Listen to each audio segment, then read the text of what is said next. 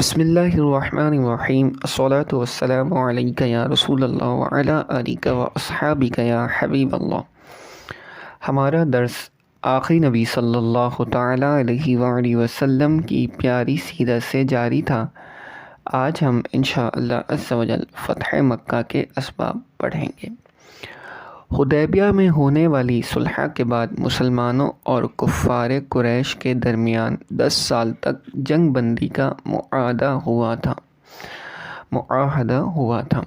اس معاہدے کی روشنی سے قبیلہ بنو بکر نے قریش سے اتحاد کر لیا اور بنو خزاعی مسلمانوں سے مل گئے۔ ان دونوں قبیلوں کے درمیان کافی عرصے سے دشمنی تھی۔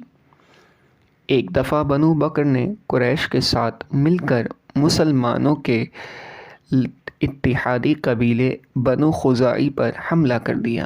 بنو خزاعی کے لوگ بچنے کے لیے حرم کعبہ میں داخل ہوئے تو انہوں نے وہاں بھی انہیں نہ چھوڑا۔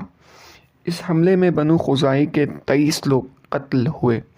بنو خزاعی نے رسول خدا صلی اللہ تعالیٰ علیہ وآلہ وسلم سے مدد کی درخواست کی۔ آپ نے قریش کی طرف پیغام بھیجا کہ 3 میں سے کوئی بات مان لو، مقتولوں کی دیت ادا کرو، یعنی جو لوگ قتل کیے گئے ان کی دیت ادا کرو، یا پھر بنو بکر سے اتحاد کر لو، یا پھر یہ اعلان کر دو کہ حدیبیہ کا معاہدہ ختم ہو گیا۔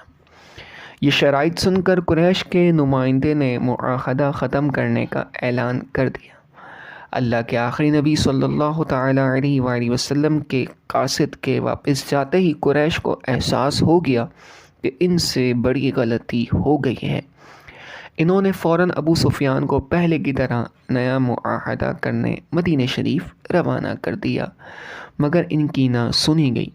مایوس ہو کر ابو سفیان نے مسجد نبوی میں کھڑے ہو کر اپنی طرف سے معاہدے کی تجدید کا اعلان کیا، مگر کسی نے بھی جواب نہ دیا۔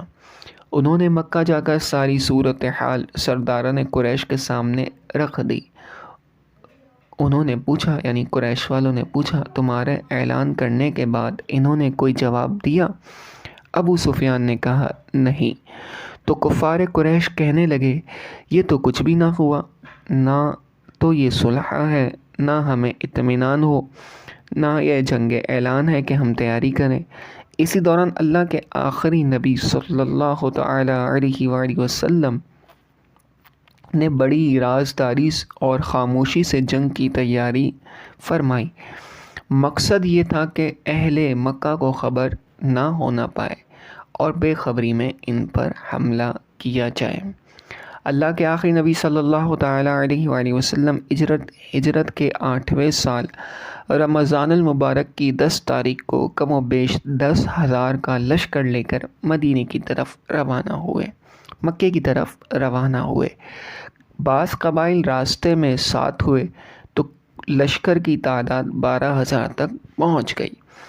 مکے میں داخلے سے پہلے رسول کریم صلی اللہ تعالیٰ علیہ وآلہ وسلم نے فوج کو 2 حصوں میں تقسیم فرمایا۔ ایک حصے میں آپ خود موجود تھے، جبکہ دوسرا حصہ حضرت خالد بن ولید رضی اللہ تعالیٰ عنہ کی سربراہی میں دے کر اسے دوسرے راستے سے مکے میں داخلے کا حکم فرمایا۔ مکہ شریف کی زمین پر پہنچتے ہی آپ نے جو پہلا فرمان جاری فرمایا وہ یہ تھا، جو ہتھیار ڈال دے گا اس کے لیے امان ہے، جو اپنا دروازہ بند کر لے اس کے لیے امان ہے، جو کعبہ میں داخل ہو جائے اس کے لیے امان ہے، جو ابو سفیان کے گھر میں داخل ہو جائے اسے امان ہے۔ آپ کے اس اعلان رحمت نشان سے ہر طرف امن و امان کی فضا پیدا ہو گئی۔ خون کا ایک قطرہ بھی بہنے کا امکان نہ رہا، لیکن قریش کے بعض افراد نے حضرت خالد بن ولید رضی اللہ تعالی عنہ کے لشکر پر حملہ کر دیا، جس سے 3 مسلمان شہید ہوئے اور کم و بیش 12 کافر بھی قتل ہوئے۔ آپ نے جب دیکھا کہ تلواریں چل رہی ہیں اور تیر پھینکے جا رہے ہیں تو اس بارے میں پوچھا کہ جنگ سے منع کرنے کے باوجود تلواریں کیوں چل رہی ہیں؟ تو عرض کی گئی، پہل کفار کی طرف سے ہوئی ہے۔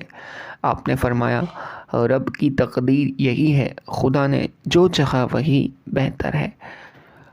اللہ کے آخری نبی صلی اللہ تعالیٰ علیہ وآلہ وسلم فاتح مکہ بن گئے، مگر آپ کی عاجزی کا یہ عالم تھا کہ سورہ فتح کی آیت تلاوت فرماتے اس طرح سر مبارک جھکا کر اونٹنی پر بیٹھے ہوئے تھے کہ آپ کا سر اونٹنی کے پالان سے لگتا تھا۔ آپ نے اونٹنی کو بٹھایا، طواف کیا اور حجر اسود کو بوسہ دیا، پھر حکم دیا کہ بیت اللہ شریف سے تمام بت نکال دیے جائیں۔ جب تمام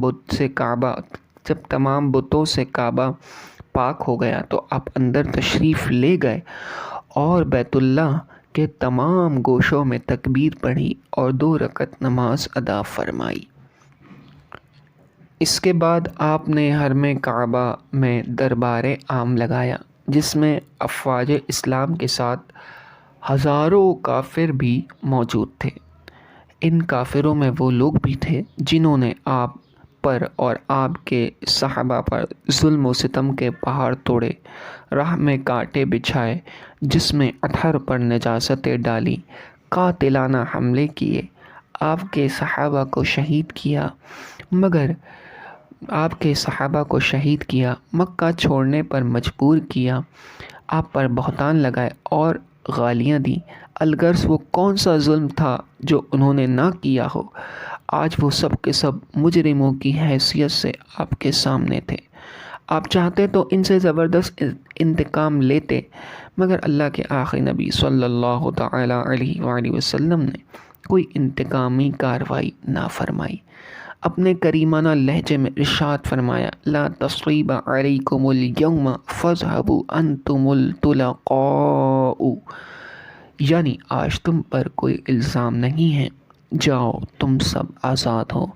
طرح طرح کی ایذائیں دینے والے دشمنوں پر فتح پا کر ایسا حسن سلوک کرنا، اس کی مثال نہیں ملتی۔ فتح مکہ کے دوسرے دن بھی آپ نے خطبہ ارشاد فرمایا، جس میں حرم کعبہ کے احکامات بیان فرمائے اور قیامت تک کے لیے حرم میں جنگ اور لڑائی کو حرام فرمایا۔ اس موقع پر آپ کے حسن سلوک کی وجہ سے لوگوں کی ایک بڑی جماعت نے اسلام قبول کیا۔ آپ نے مکہ کے اطراف میں موجود دوسرے بت بھی ختم کروا دیے۔